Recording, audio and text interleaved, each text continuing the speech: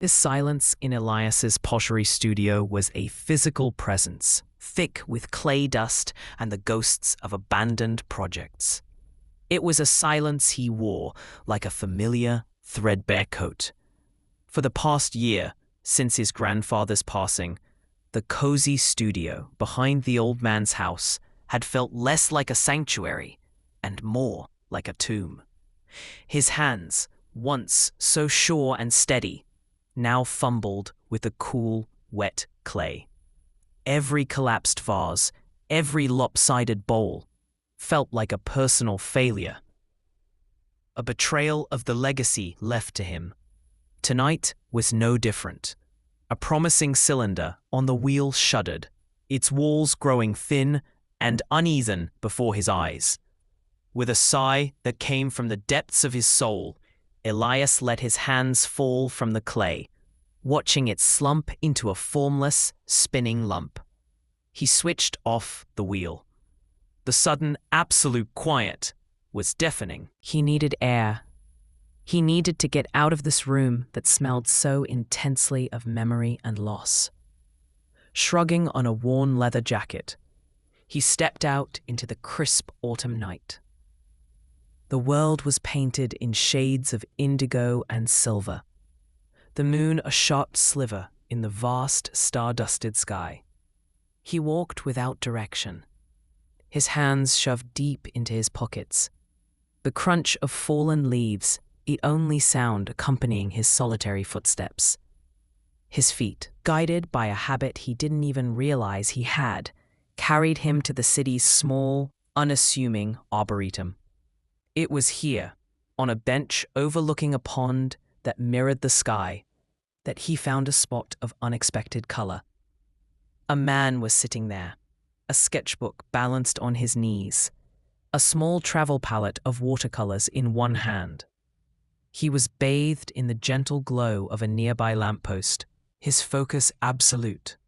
He had a mess of dark, curly hair that seemed to defy order, and the lamplight caught the sharp, elegant line of his nose and jaw. There was an intensity to his posture, a complete immersion in his task that Elias envied. Elias hesitated, not wanting to intrude, but the man looked up. His eyes were the color of rich, warm honey, and they held a quiet curiosity. "You can sit, you know," the man said, his voice a soft, melodic baritone that fit the stillness of the night. "The bench isn't private property." A faint, unexpected smile touched Elias's lips. "I didn't want to break your concentration. It looked sacred."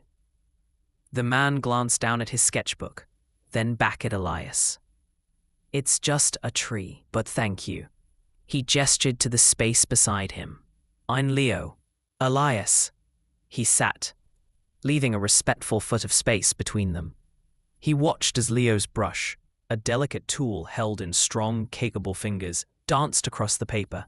He wasn't just painting the oak tree. He was capturing its essence. The gnarled, wise strength of its trunk, the way a few stubborn, copper-colored leaves clung to its branches, the melancholy beauty of its autumn undressing. "You're very good," Elias murmured, genuinely impressed.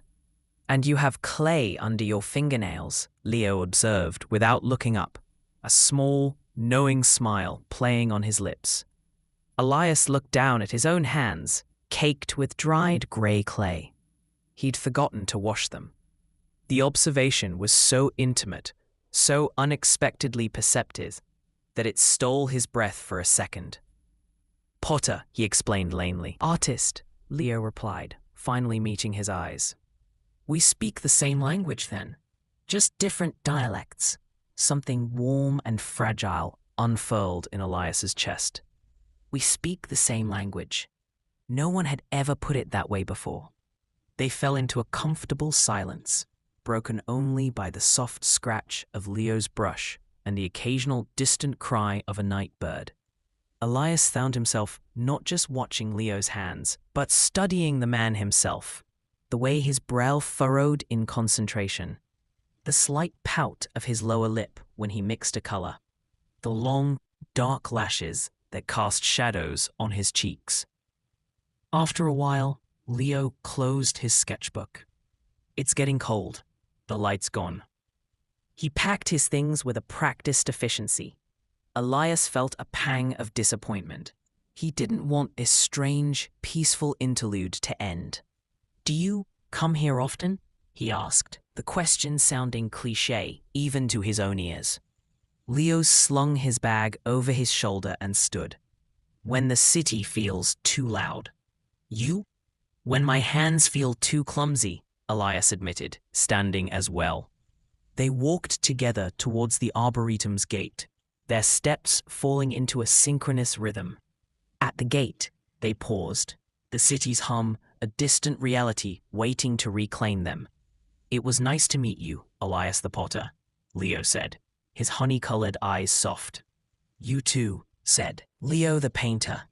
Another moment of hesitation hung between them, charged and unspoken. Then Leo gave a small, almost shy nod and turned, walking away into the shadows. Elias stood there for a long time, the cold forgotten, the failure in his studio a distant memory. For the first time in a year, the silence inside him wasn't empty. It was filled with the memory of a melodic voice and the image of skilled hands creating beauty in the dark. A week passed. Elias tried to work, but his mind kept drifting back to the Arboretum, to the lamplight, to the man with honey eyes. The silence in the studio felt different now, less like an absence and more like a waiting.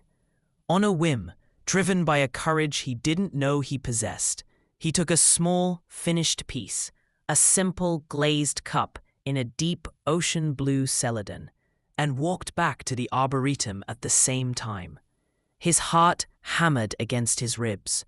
It was a foolish hope, but Leo was there, on the same bench. He wasn't painting this time.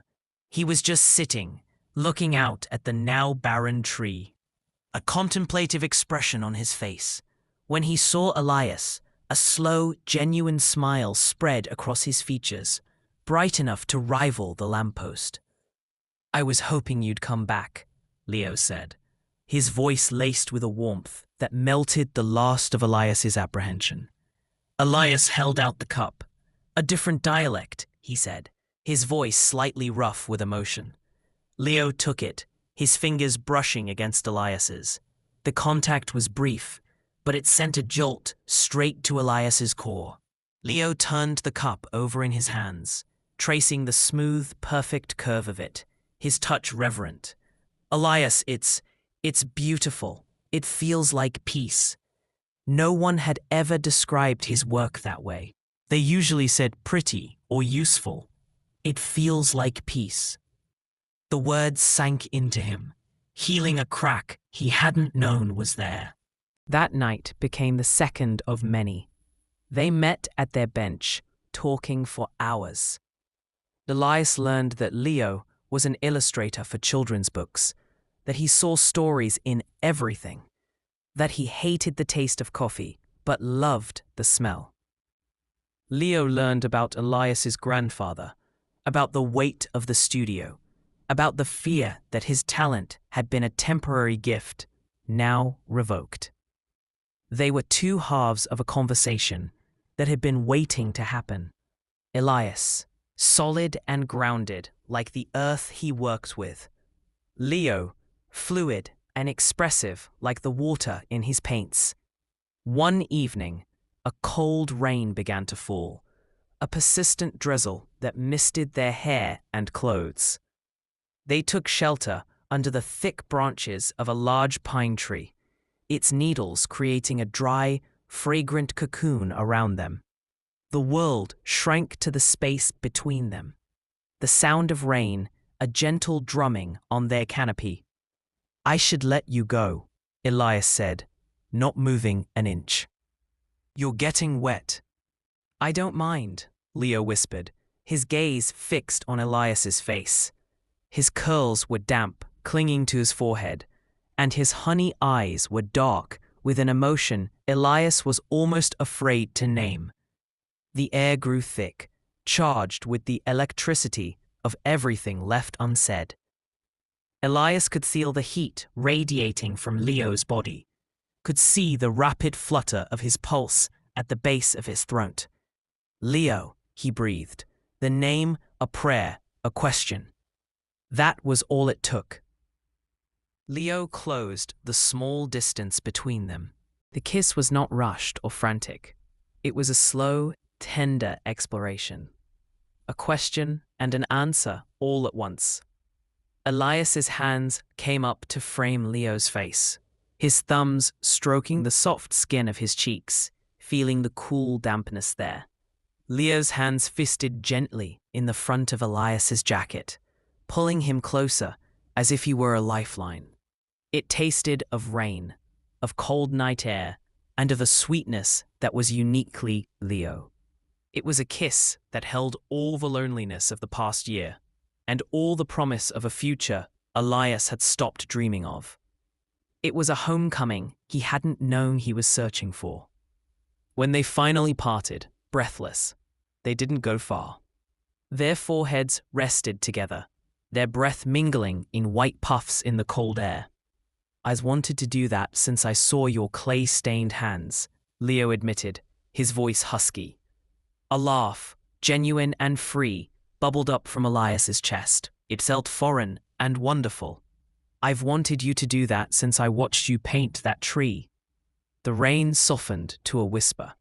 Leo shivered, and without a word, Elias wrapped his arms around him, pulling him into a tight, secure hug. Leo melted into the embrace, his head tucking perfectly under Elias's chin, his cold nose pressing against the column of his neck. Elias held him, feeling the solid, real weight of him, the steady beat of his heart against his own. He breathed in the scent of Leo's hair, linseed oil, rain, and something uniquely, essentially Leo. In that hug, Elias felt the last of the icy silence within him shatter and melt away. It was replaced by a profound, resonating warmth. This was what had been missing. Not just the art, but the connection. The person who could see the story in a lump of clay and the peace in a simple cup. "Come home with me," Elias whispered into Leo's hair, his voice thick with emotion. "My studio is warm.